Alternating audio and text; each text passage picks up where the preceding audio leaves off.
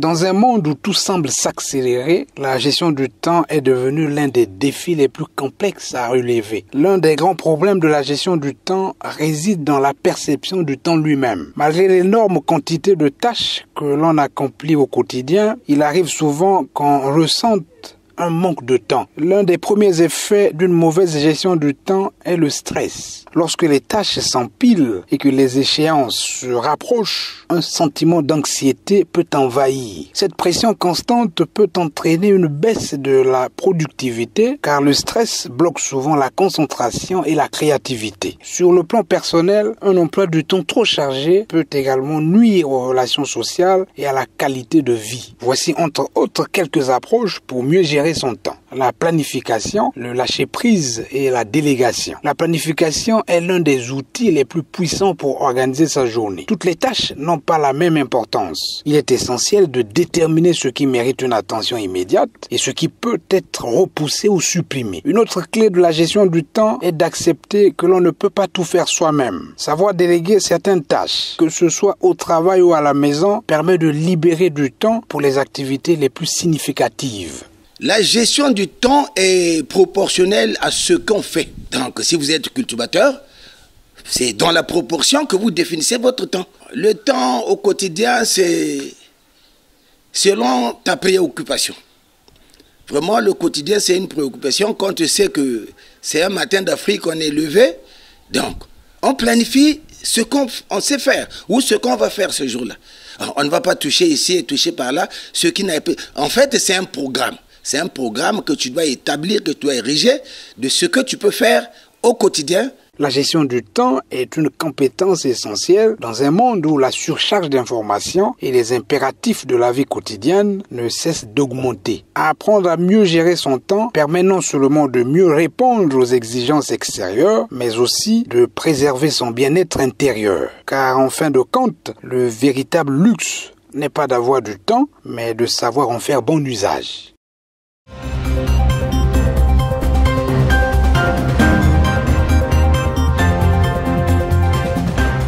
Dans une société où la réussite est glorifiée et l'échec stigmatisé, nombreux sont ceux qui redoutent l'idée même de trébucher. L'histoire regorge d'exemples de personnalités ayant connu des revers avant de triompher. Derrière chaque échec se cache une leçon. Il force à la remise en question, à l'adaptation et à l'innovation. Mais si certains transforment leurs échecs en moteur, d'autres les vivent comme un coup fatal. Le poids du regard des autres, la peur du jugement et l'angoisse de l'échec peuvent freiner l'audace et la prise d'initiative. Cette peur conduit parfois l'inaction, alors que c'est justement en osant et en échouant que l'on progresse. Pour que l'échec devienne une opportunité et non une fin en soi, il est essentiel de changer de perspective. Plutôt que de le voir comme un verdict définitif, il faut l'appréhender comme un apprentissage nécessaire. Car ne dit-on pas que la chute n'est pas un échec, mais l'échec, c'est de rester là où on est tombé. L'échec vous propulse à un niveau. Quand vous regardez, vous avez échoué à une structure, mais revenez-vous de ce que vous êtes et de ce que vous voulez devenir. Donc, quand vous passez à l'échec, automatiquement, il faudrait que vous reveniez, comme on le dit le plus souvent, pour mieux sauter, il faut reculer. Donc, c'est ça l'échec. Quand tu veux avancer, donc tu recules. Du genre d'un athlète ou bien de celui qui fait le jeu de la perche. Vous voyez, non, on lui donne quelques essais. Au premier essai, il n'arrive pas à franchir la ligne de mire. Au deuxième essai, bon, voilà, il parvient. Donc, on essaie et on réessaie.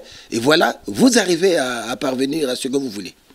En fin de compte, la véritable question n'est pas de savoir si l'on va échouer, mais comment on choisit de rebondir après chaque chute. L'échec n'est pas une finalité, mais une invitation à grandir. L'échec n'est jamais une fin tant qu'on décide de le surmonter et d'en tirer profit. Les plus grands succès naissent souvent de nombreux échecs surmontés. Tout est question de mentalité et d'attitude face aux obstacles.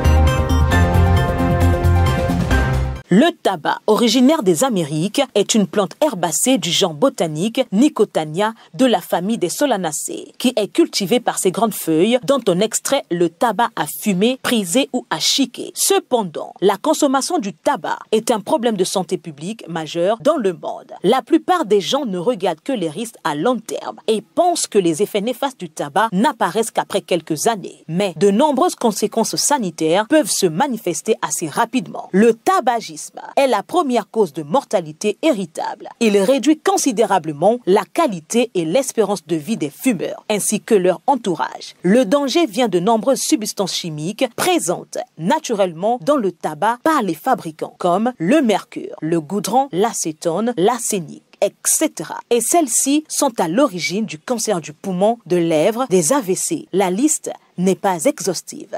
Le tabac est responsable de plusieurs pathologies. Aujourd'hui, il y a la recrudescence de beaucoup de cas de cancer, par exemple. Les gens qui font les cancers des poumons, les cancers de la gorge, les cancers de la bouche, on peut dire que c'est en grande partie lié à la consommation du tabac. Ça altère les vaisseaux, ça va provoquer à long terme des conséquences sur le plan cardiaque, sur le plan cérébral. Conscient des dangers que concourt la consommation du tabac, l'OMS a institué une journée mondiale sans tabac le 31 mai de chaque année pour endiguer l'épidémie de tabagisme et ses répercussions sur les individus, les sociétés et les nations.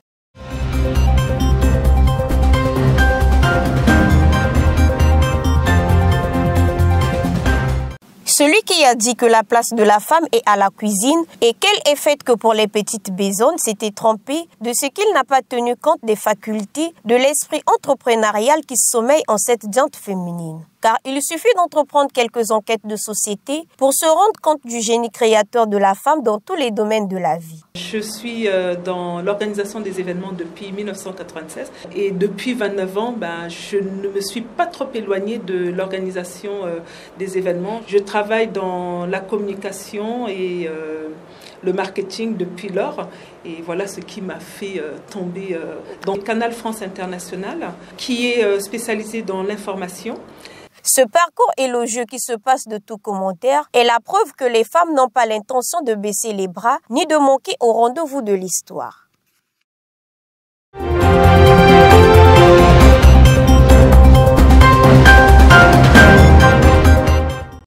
Il y a eu parmi le peuple de faux prophètes, et il y en aura de même parmi vous de faux docteurs, qui introduiront des sectes pernicieuses et qui régneront le maître qui les a rachetés, attireront sur eux une ruine soudaine.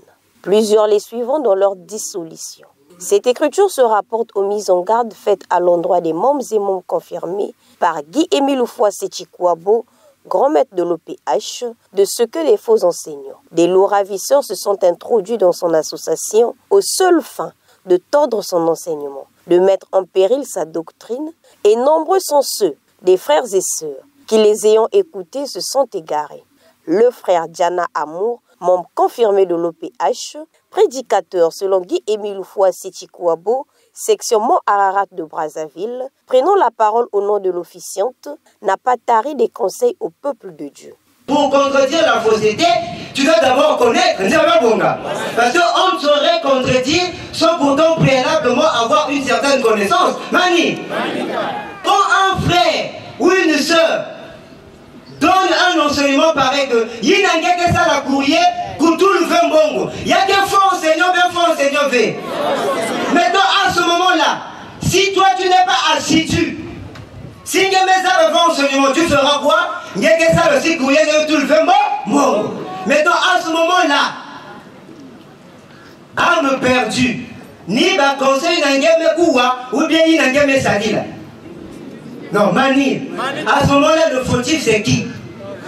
C'est d'abord toi-même, parce qu'on peut t'enseigner les faussetés, mais si tu es assidu dans l'enseignement, tu sauras comment te défendre. Mani, aujourd'hui, on peut te dire que Émile est mort, avec des soi-disant cassettes à l'appui. Mais il y a aussi des notes qui prouvent que Émile ne peut pas mourir. Des cassettes à l'appui.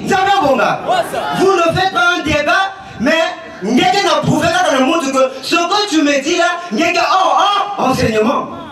dans Luc chapitre 4, du verset 1 au verset 12, si vous lisez, Benketa la histoire, il y a Jésus après être baptisé, il y a un Kwenda dans le désert.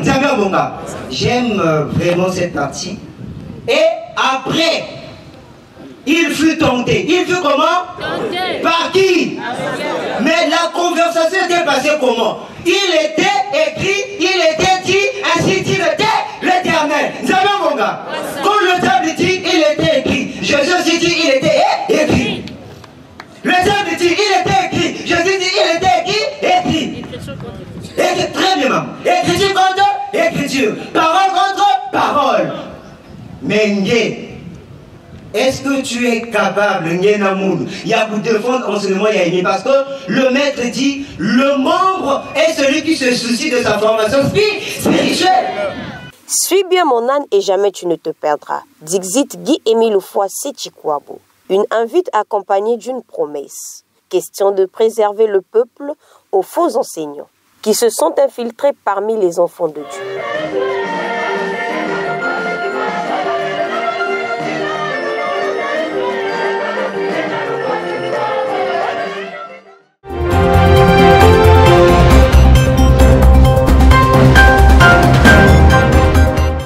Puisque nous avons des dons différents selon la grâce qui nous a été accordée, que celui qui a le don de prophétie l'exerce selon l'analogie de la foi, que celui qui est appelé au service s'attache à son service, que celui qui enseigne s'attache à son enseignement. Romains 12, versets 6 à 8. Chacun des frères membres de nos communautés doivent mettre en exergue les dons reçus et réveiller les capacités qui sommeillent en lui pour l'édification du peuple de Dieu. La course au pouvoir, l'assédie spirituel, les matuveux, l'orgueil, l'esprit de compétition ou de suffisance sont des vices de nature à entraver la mise en œuvre des dons spirituels. Ma frère et ma soeur, n'êtes dans la chorale. Contente-toi de la mission que Dieu t'a donnée. Même si tu chantes au fond de la chorale là-bas, ne chante pas pour les gens. Chante pour ton Dieu. C'est ton Dieu qui te récompense. Aucun homme de la terre ne pourra te récompenser. Nos prédicateurs, il n'y a pas une concurrence dans la prédication. Quand tu te lèves, tu dis à Dieu, Seigneur, je veux instruire ton peuple. Je veux parler à ton peuple. Mets-moi les mots qu'il faut. Dites à tout le monde de se ressaisir, de revenir dans les rangs. Ce qui va faire que nous puissions nous justifier devant Papa Émile, c'est d'avoir fait ce qu'il nous a demandé de faire. Pour illustrer Charles Mikungilundu, l'on s'en tient à l'écriture rapportée dans 1 Pierre 4, versets 10 à 11. Comme de bons dispensateurs des diverses grâces de Dieu, que chacun de vous mette au service des autres le don qu'il a reçu, pour prétendre plaire à Dieu.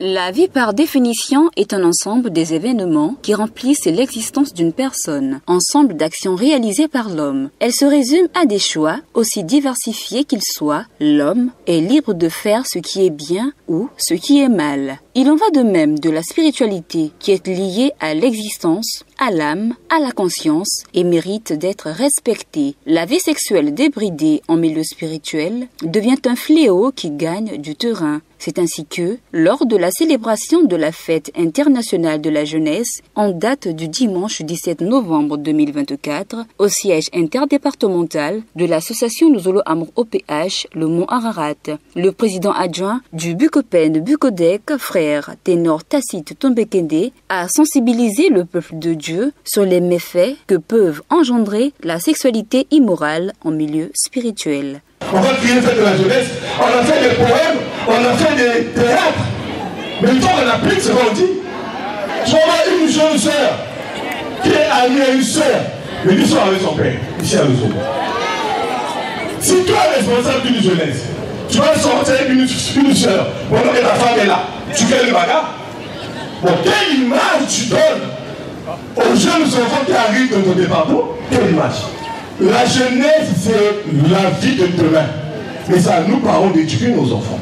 Il ne faudrait pas qu'il y ait là-dedans, il n'y a pas avec l'outil ça. Il faudrait que tout le temps que nous sommes là, que ça impacte dans le bon sens. Il y a des mamans qui ont fait de leur enfant des objets de commerce. Tu n'arrives pas à blâmer l'enfant parce que l'enfant met l'argent à la maison pour manger. Mais vous tuez les enfants, vous tuez la jeunesse. Donc, il faudrait que la jeunesse de l'association se réveille. Papa, il a besoin des jeunes sérieux pour le bien de son association. Pas les jeunes qui vont se livrer tous les jours, pas les jeunes qui vont être dans le vagabondage sexuel. C'est pour ça qu'on parle. L'immoralité qui se résume à la satisfaction des appétits sexuels immodérés et qui ne trouve pas l'assentiment de Dieu doit être bannie à jamais de la vie des spirituels.